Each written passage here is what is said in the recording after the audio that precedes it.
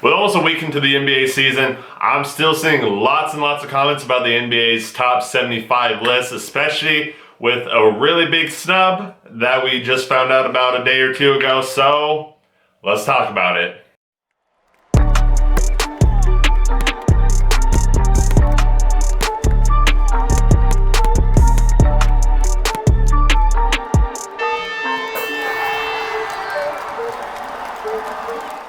Thank you everybody for tuning back into Big Red Weekly. If you have not subscribed to the channel already, please do so. I'm trying to hit 250 subscribers by the end of the year, so your subscription would definitely be appreciated. But let's talk about this NBA's top 75 list, because no matter what, they screwed this up. Now, the criteria on how this was judged, based on how I understand it, was they took not only how good you were, but how important you were, and how significant you were to your era.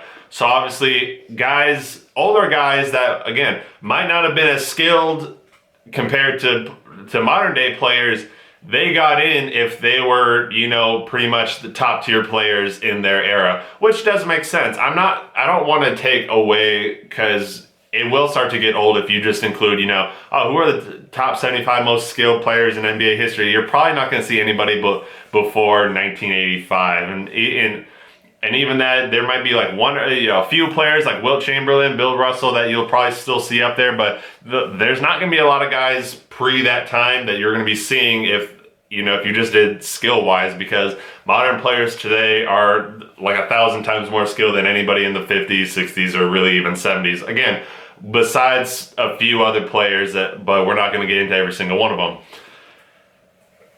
If they did it based on significance during your era, while Damian Lillard and his name was one of the bigger ones that stuck out to me, that if you do it based on that criteria, and you don't have guys like Tracy McGrady or Vince Carter, who were, again, great at their time, but ultimately they don't have the kind of resume that would shout out top 75 player. Damian Lillard, you could argue, was a top 75 talent in NBA history, but if you're going based on the criteria of how significant they were in your era, sorry Dame, but you should not be on this list, and there's definitely a few other guys that should not be on this list.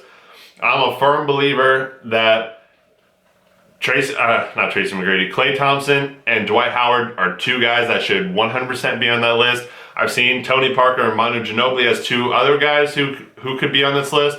Again, I would have to go through every single guy and be like, this guy shouldn't be on there, this guy shouldn't be on there, this guy shouldn't be on there.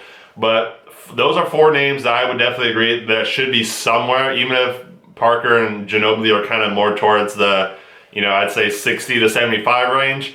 I'd be okay with that, because I think they probably deserve it. Now, obviously, you're talking about two, or, I guess three guys if you count Klay Thompson as well.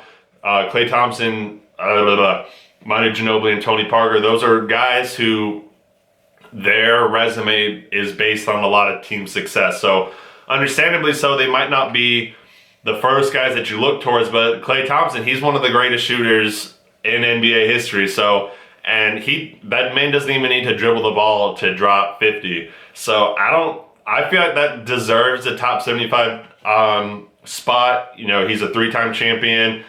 Again, he's won the 3-point contest. I know he's been an all-star a couple times. I know he's got to be an all-NBA defender at least a solid 4 or 5 times, I think. But I don't know his exact resume. I'd have to go back to the list. Or not to the list, but I would have to go to Basketball Reference or something. But those guys definitely should be on there. Dwight Howard's a big one, because I don't know if this will be a hot take, but I think Dwight Howard was a better big than Damian Lillard was a better guard. So what am I trying to say? I think if you take centers and you take point guards, Dwight Howard was a better center than Damian Lillard is a point guard. I know that's kind of weird to say, but if you take Dwight Howard's, 3 or 4 defensive player of the years, I think it's 4, plus all his all NBA defensive teams and his 8-time, 7 or 8 all-star appearances, and also 7 or 8 all NBA selections. No offense, but I think Damian Lillard might have 8 or 9 all-star appearances, but he does not have the all defensive teams, the Defensive Player of the Years, even the All NBAs. I think Dwight Howard still has more of them than Damian Lillard does. So again, Damian Lillard's, I don't know if I said this or if I said this in my pre-recording. Damian Lillard's one of my favorite players in the league. So to say that he doesn't deserve to be on this list hurts. And I'm not really saying he doesn't deserve to be on here, but I'm saying that if you go based on the criteria of how this list was supposed to be voted on, he should not be on this list. Now there's definitely plenty of other guys that you could argue should be on this list, shouldn't be on this list. I'm not here to tell any player, especially any player that's better than me, which is all 75 of those, and plus a few, probably 1,000 more, maybe a couple thousand more better hoopers than me out in the world. That's definitely possible. But I'm not going to tell them they should not be on this list. But I'm saying that, again, if you're going to go based on a certain criteria, there are players that definitely should not be on that list. But, I mean, I guess, who am I? I'm just a random YouTuber with 30 subscribers. So I guess my opinion doesn't really matter for much, but they definitely screwed this up. And the one thing that would have made this list even worse is that they would have numbered it. So they would have said 1 through 75, and they put, okay, Michael Jordan, LeBron James, so-and-so, so-and-so, so-and-so, and they just put it straight and they numbered them. That would have pissed everybody off, because then you would have started getting into, oh, this player ranked above this player, or this player is extremely, maybe this player is loved by a lot more people than this player is, but this player is still better. You would have had all of that, and that would have made this list even worse. So they kind of made it better with just saying, hey, here's the top 75. Who cares where they landed? And, use your imagination. But they screwed this up, and I don't know, man. I'd like to get a vote sometime. But again, random YouTuber with 30 subscribers. I don't think they really give a shit. And I don't think anybody really gives a shit about my opinion. But you know what? There it is. So I appreciate everybody for watching.